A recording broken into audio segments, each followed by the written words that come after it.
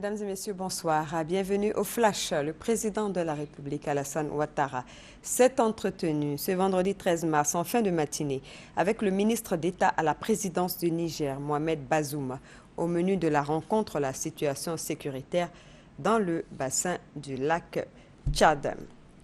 Et puis la menace terroriste plane également sur le Mali, à Bamako.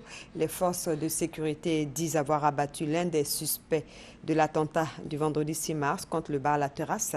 Une attaque qui a fait 5 morts, dont un Français, un Belge et 3 Maliens, revendiquée par le groupe Al-Mourabitoun, dirigé par l'Algérien Mokhtar Belmokhtar. Et puis depuis mars 2014, Boko Haram s'est lancé dans une guerre contre le Cameroun. Les attaques des djihadistes contre l'armée camerounaise s'intensifient dans la région de l'extrême nord, à la frontière avec le Nigeria. La secte nigériane qui, depuis 2003, utilisait discrètement le Cameroun comme base arrière, a changé de stratégie, déclaré la guerre à Paul Biya. On s'intéresse maintenant au réchauffement climatique. Le protocole de Kyoto, qui a été signé au Japon pour stabiliser le réchauffement climatique, n'a pas atteint ses objectifs, ce qui amène la communauté internationale à l'adoption d'un nouvel accord.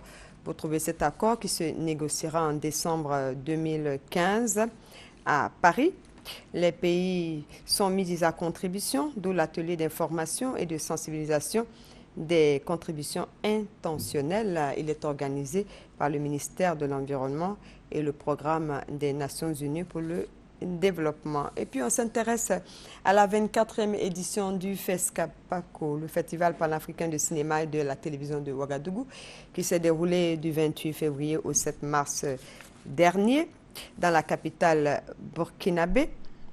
Une forte délégation ivoirienne conduite par le ministre de la Culture et de la Francophonie, a pris part à ce rendez-vous du 7e art africain.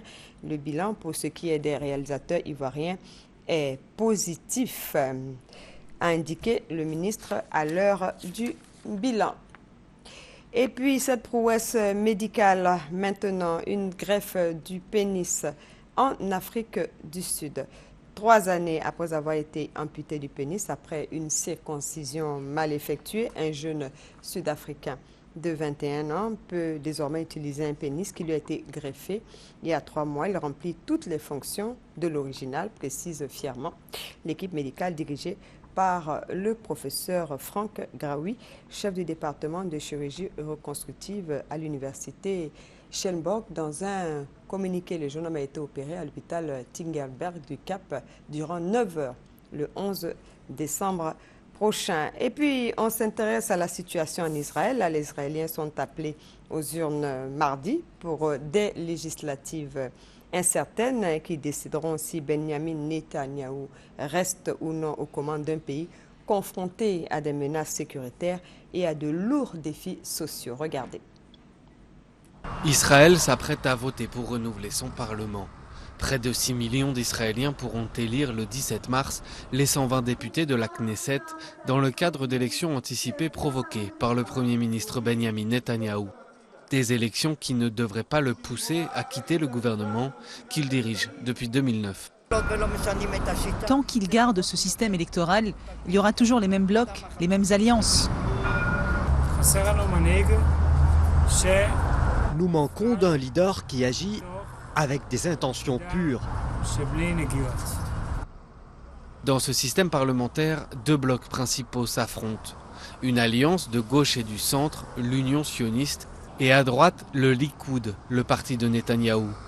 Même si l'Union sioniste obtient plus de voix, l'actuel Premier ministre aura plus de chances de former une coalition avec la myriade de petits partis de droite. C'est sûr que Netanyahou est la grande question. C'est un leader depuis tellement d'années. Pendant ces 20 dernières années, il est devenu Premier ministre en 1996 et depuis, il a été Premier ministre en Israël pendant 9 ans en totalité. C'est beaucoup. Je crois que c'est la 2e plus longue période dans l'histoire de l'État d'Israël. Face à Netanyahou, les partis de gauche n'ont pas réussi à faire émerger de véritables leaders. Le parti travailliste historique a dû faire alliance avec l'ancienne ministre centriste Tzipi Livni pour former l'Union sioniste, créditée de 22 à 24 sièges dans les sondages. On voit chez les Israéliens une baisse de l'attachement au parti et plus d'attachement à une personnalité. Parfois, cela n'a pas d'importance d'appartenir à tel ou tel parti, mais on va chercher plus un leader charismatique qui va résoudre tous nos problèmes. Malgré ses grandes chances de rester au pouvoir, Netanyahou pourrait perdre des voix à droite et donc devoir orienter sa politique pour satisfaire un peu plus les partis religieux et radicaux. Direction l'Argentine, après l'accident d'hélicoptère qui a coûté la vie à 10 personnes, dont 3 sportifs français. Les autres participants de l'émission de télé-réalité Dropped vont maintenant rentrer en France. Le juge en charge de l'enquête leur a donné l'autorisation de quitter le territoire. Ils font actuellement route vers la capitale argentine. C'est la fin de ce flash. Merci de l'avoir suivi. On se retrouve tout à l'heure pour la grande édition et ce sera à 20h.